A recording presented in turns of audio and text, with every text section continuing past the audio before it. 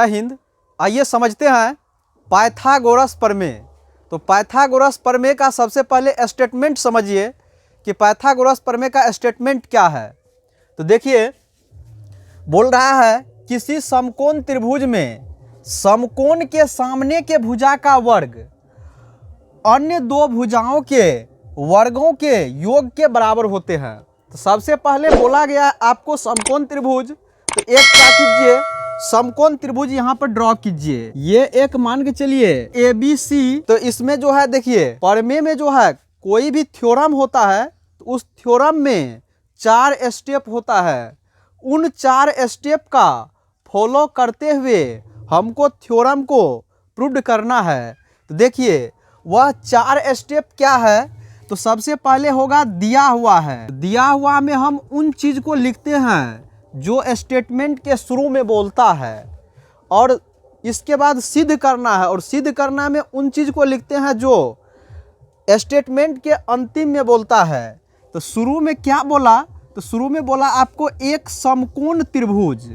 तो क्या किए, ABC समकोण त्रिभुज है, ले लिए ABC एक समकोण त्रिभुज जिसमें कोण B बराबर 90 डिग्री। तो सिद्ध करना है कि समकोण के सामने के भुजा, तो समकोण के सामने अर्थात 90 डिग्री के सामने, 90 डिग्री के सामने वाला भुजा हो गया आपको AC।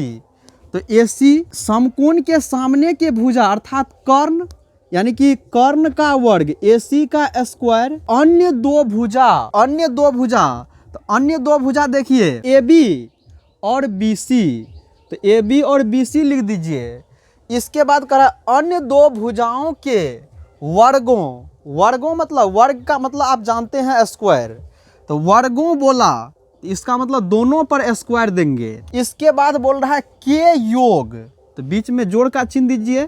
के बराबर होते हैं, के बराबर दे दीजिए। तो आपको सिद्ध करना है कि 90 डिग्री के सामने वाला भुजा यानी कि कर्ण स्क्वायर बराबर लंब स्क्वायर प्लस आधार स्क्वायर। इतना दिन से आप जानते होंगे कि कर्ण स्क्वायर बराबर लंब स्क्वायर प्लस आधार स्क्वायर होता है, लेकिन आज आप जानेंगे कि कैसे कर्ण स्क्वायर बराबर लंब स्क्वायर प्लस आधार स्क्वायर होता है।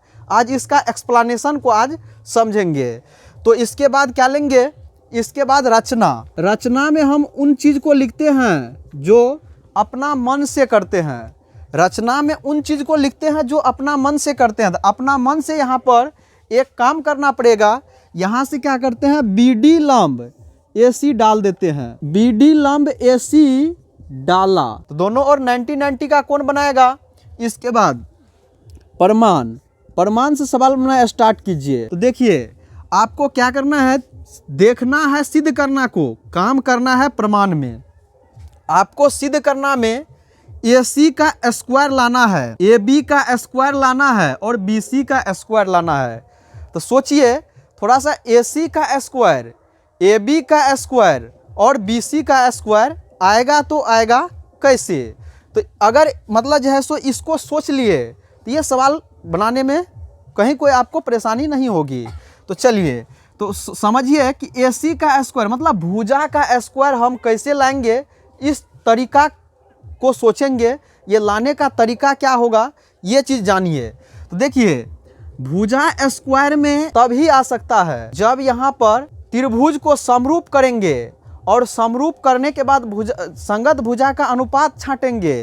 हो सकता है उस अनुपात में क्रॉस मल्टीप्लिकेशन करने पर भुजा का स्क्वायर आ जाए। तो अब आखिर यहाँ पर प्रश्न उठता है कि त्रिभुज को समरूप करे तो करे कैसे। तो देखिए त्रिभुज, एक बार बड़ा त्रिभुज को ले लीजिए ये छोटा त्रिभुज के साथ, एक बार फिर बड़ा त्रिभुज को ले लीजिए ये छोटा त्रिभुज के साथ।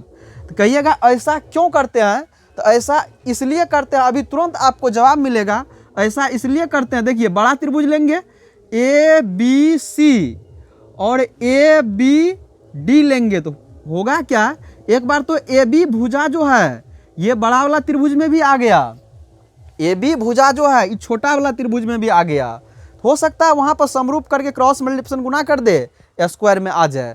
तो ऐसा हो सकता है क्योंकि 2 बार आएगा AB तभी AB का स्क्वायर आएगा। तो इसीलिए पूरे बड़ा वाला त्रिभुज को ये छोटा वाला त्रिभुज के साथ समरूप करेंगे और BDC त्रिभुज के साथ समरूप करेंगे ई छोटा वाला त्रिभुज के साथ नीचे वाला। तो इसमें भी क्या होगा, एक बार बड़ा वाला त्रिभुज में BC आ जाएगा, एक बार छोटा वाला त्रिभुज में BC आ जाएगा। तो हो सकता है समरूप करने के बाद क्रॉस मल्टीप्लिकेशन गुना करेंगे संगत भुजा को के अनुपात को, तो हो सकता है आपको स्क्वायर में BC स्क्वायर आ सकता है। तो ऐसा क्या कीजिए, मतलब जो है सो ये पूरे बड़ा वाला त्रिभुज को ये छोटा वाला त्रिभुज के साथ समरूप कीजिए। त्रिभुज ABC तथा त्रिभुज ABD में आप जानते हैं कि जो दो त्रिभुज को समरूप करना रहता है उसका सर्वप्रथम हम प्रमाण में एडमिशन कर लेते हैं। तो एडमिशन कर लिए, एडमिशन करने के बाद देखेंगे समरूप होने के लिए कम से कम दो चीज़ बराबर होना चाहिए उसमें। तो समरूप होने के लिए कम से कम दो चीज़, तो देखिए कम से कम दो चीज़ कैसे बराबर होगा। तो देखिए एंगल A को देखिए, एंगल A बराबर हम एंगल A लिख सकते हैं क्योंकि ये छोटा त्रिभुज का भी A एंगल है और बड़ा त्रिभुज का भी है, तो उभयनिष्ठ दोनों में है। इसके बाद क्या होगा, एंगल यानी कि देखिए B बराबर एंगल D होगा, तो ADB बराबर 90 डिग्री।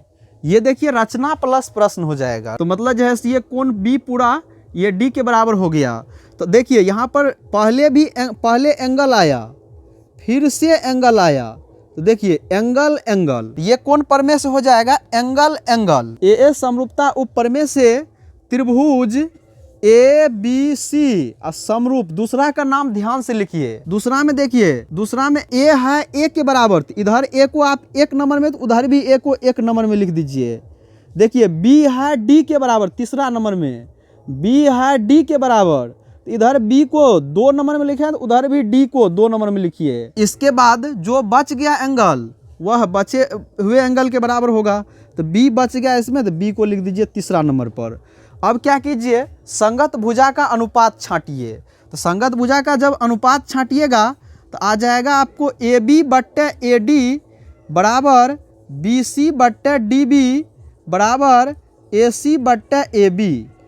अब देखिए इसमें उन दो पक्ष को लीजिए जिसको क्रॉस मल्टीप्लिकेशन करने पर स्क्वायर में आता हो। BC बट्टे DB इसका तो हमको कहीं कोई मतलब नहीं है, इसको क्रॉस मल्टीप्लिकेशन करते तो स्क्वायर में नहीं आता है। फर्स्ट और थर्ड को अगर हम क्रॉस मल्टीप्लिकेशन करते हैं तो स्क्वायर में आ सकता है AB गुना AB। तो इसीलिए फर्स्ट थर्ड को रखिए, अब ये बीच वाला को हटा दीजिए, तो हो जाएगा AB बट्टे AD बराबर AC बट्टे AB। इसको क्रॉस मल्टीप्लिकेशन कीजिए, तो क्रॉस मल्टीप्लिकेशन कीजिएगा तो AB से AB में गुना होगा और AD से AC में गुना होगा, तो AB गुना AB हो जाएगा आपको AB का स्क्वायर और यहाँ हो जाएगा AC गुना AD। इसके बाद ये हो गया समीकरण 1। अब देखिए, अब इसके बाद क्या करेंगे, पुनः चित्र में जाइए, पूरे बड़ा वाला त्रिभुज को ये नीचे वाले छोटे त्रिभुज के साथ समरूप कीजिए। तो पूरे बड़ा वाला त्रिभुज को नीचे वाला छोटे त्रिभुज के साथ समरूप कीजिए। तो क्या हो जाएगा, त्रिभुज ABC तथा त्रिभुज BDC में ये हो जाएगा। इसमें भी देखिए मतलब दो त्रिभुज को समरूप करना है, उसका एडमिशन कर लिए, नाम लिख लिए। अब इसके बाद देखेंगे उसमें कि कितना चीज़ आखिर बराबर दिया है, कितना चीज़ अपना माइंड से दिमाग लगा करके बराबर करना है। तो देखिए, तो इसमें जो है एंगल C देख रहे हैं हम, पूरे बड़ा का भी है और नीचे वाला छोटा त्रिभुज का भी है, तो लिख सकते हैं एंगल C बराबर एंगल C उभयनिष्ठ। इसके बाद देखिए एंगल B का मान D के बराबर होगा, एंगल B बराबर D, तो D को हम लिख सकते हैं एंगल CDB, एंगल CDB। आप कहिएगा यहाँ पर ऐसे क्यों लिखते हैं, तो ऐसे इसलिए लिखते हैं क्योंकि D पर डबल एंगल बन रहा है, तो ये एंगल दिखाएंगे कि ये एंगल पता नहीं चलते रहता है, इसीलिए तो एंगल लिख देते हैं CDB, तो स्पष्ट हो जाता है। तो बराबर कितना, 90 डिग्री। ये भी हो गया आपको रचना प्लस प्रश्न। पहले एंगल आया फिर एंगल आया, तो एंगल एंगल, तो AA समरूपता उप प्रमेय से त्रिभुज ABC समरूप त्रिभुज। देखिए एंगल पहला का नाम किसी भी प्रकार से लिख दीजिए समरूप करते समय, और दूसरा का नाम जो है ABC लिख दिए, और दूसरा का नाम ध्यान से लिखिए। देखिए C है C के बराबर, इधर C को 3 नंबर, उधर भी C को 3 नंबर में, बी है डी के बराबर, बी को 2 नंबर उधारी, डी को 2 नंबर में, इसके बाद बच गया आपको बी, तो बी लिख दीजिए 1 नंबर में।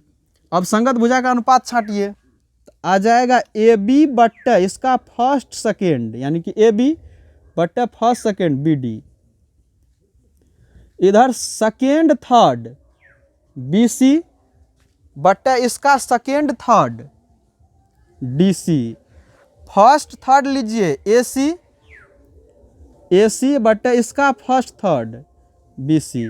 इसमें उन पक्ष को लीजिए जिसको क्रॉस मल्टीप्लिकेशन करने पर, उन 2 पक्ष को रखिए जिसको क्रॉस मल्टीप्लिकेशन करने पर स्क्वायर में आता हो।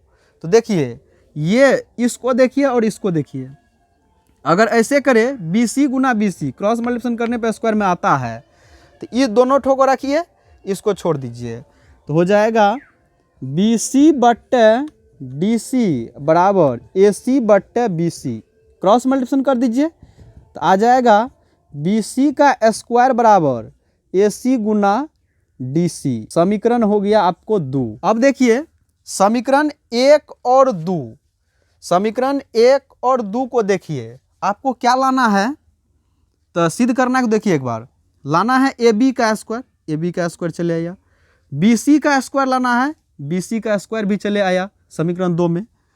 अब हमको लाना है बीच में प्लस, तो बीच में प्लस आएगा कब, जब समीकरण 1 और 2 को जोड़ देंगे तब। तो क्या कीजिए, समीकरण 1 और 2 को जोड़ दीजिए, समीकरण 1 और 2 को जोड़िए, तो हो जाएगा ए बी का स्क्वायर प्लस बी सी का स्क्वायर बराबर ए सी गुना A D plus A C गुना डी सी। तो LHS वाला को वैसे वैसे रख दीजिए, ए बी का स्क्वायर प्लस बी सी का स्क्वायर बराबर ए सी कॉमन कर लीजिए, तो ए सी जब कॉमन कीजिएगा तो बचेगा आपको A D plus D C. तो अब देखिए आ जाएगा ए बी का स्क्वायर प्लस बी सी का स्क्वायर बराबर, देखिए ए सी गुना, कोष्ट का मतलब तो गुने होता है। अब देखिए A D plus D C, figure पर जाइए, A D plus D C, इतना दूर प्लस इतना दूर, वो पूरा ए सी हम लिख सकते हैं, तो A D plus D C को लिख दीजिए ए सी। तो क्या हो जाएगा, ए बी का स्क्वायर प्लस बी सी का स्क्वायर बराबर ए सी गुना ए सी, अगर करते हैं तो ए सी का स्क्वायर हो जाता है। जब इतना बराबर इतना है तो ए सी स्क्वायर बराबर भी इतना लिख सकते हैं, तो इसीलिए आ जाएगा ए सी स्क्वायर बराबर A B square plus B C square. यही है हमको सिद्ध करने के लिए, यह हो गया आपका प्रूव्ड। तो इस प्रकार से आपका ये पाइथागोरस प्रमेय कंप्लीट होता है। तो हम उम्मीद करेंगे आप लोग को ये प्रमेय अच्छे से समझ में आ गया होगा। तो मिलते हैं फिर नेक्स्ट वीडियो में, तब तक के लिए जय हिंद।